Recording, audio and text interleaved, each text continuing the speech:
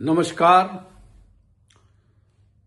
कल आपने हिमाचल प्रदेश के मुखिया माननीय सुखविंदर सिंह सुक्खू जी का कांगड़ा में विधानसभा के बाद कुछ बच्चों से मिलते हुए एक वक्तव्य सुना होगा, जिसमें जब बच्चों ने उनको राधे राधे कहा, उसमें माननीय मुख्यमंत्री जी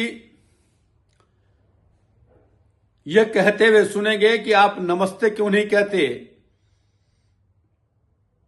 ये माननीय सुखविंदर सिंह सुक्खू जी की सनातन विरोधी मानसिकता को व्यक्त करता है। माननीय सुक्खू जी, बच्चों द्वारा राधे राधे बोलना आपको इसलिए अच्छा नहीं लगता कि सरकार बनने के बाद भी आपका वक्तव्य आया था कि हिमाचल प्रदेश के स्थान में प्रसन्न हिंदू बहुल प्रदेश के सनातन को आप हरा करके सत्ता में आए हैं। आपकी मानसिकता सनातन विरोधी है, इस बात को प्रमाणित करती है। और ये तब पुख्ता हो जाती है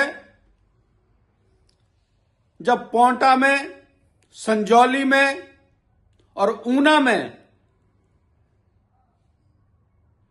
जब हिंदू विरोधी कुछ घटनाएं होती हैं तो वहां पे जो एफआईआर दर्ज होती है वो सनातनी हिंदुओं पे होती है। और जिनने लब जिहाद किया, जिन्होंने जबरदस्ती नमाज पढ़ने का प्रयास किया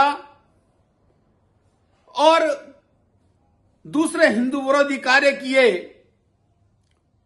आपने उन पे कोई एफआईआर लॉन्च नहीं की। यह बात इस बात को प्रमाणित करती है कि आप कितने सनातन विरोधी हैं।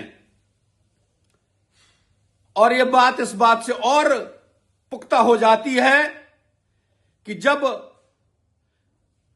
चिंतपूर्णी माता के दर्शन में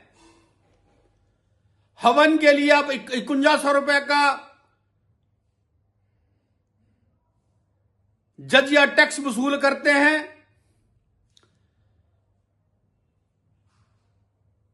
जब चूड़धार के महादेव के दर्शन के लिए शरणार्थी जाते हैं या श्रद्धालु जाते हैं तो उनसे 20 रुपए से बढ़ा करके 200 रुपए का टैक्स वसूला जाता है। यही स्थिति हमारे मणि महेश यात्रा की है। कहां तो आप श्रद्धालुओं को सुविधा देते, अब टैक्स ग्राही में लगे हैं। और माननीय सुक्खू जी, उन सनातनियों द्वारा मंदिरों में चढ़ाया गया वो देवी देवताओं को उनका जो आहुति है, उस धन को आप प्रदेश में अपने जिसके लिए आप जाने जाते हैं कि आप उन 40 चोरों के सरदार, उनकी तनख्वाह देने के लिए उन मंदिरों से जो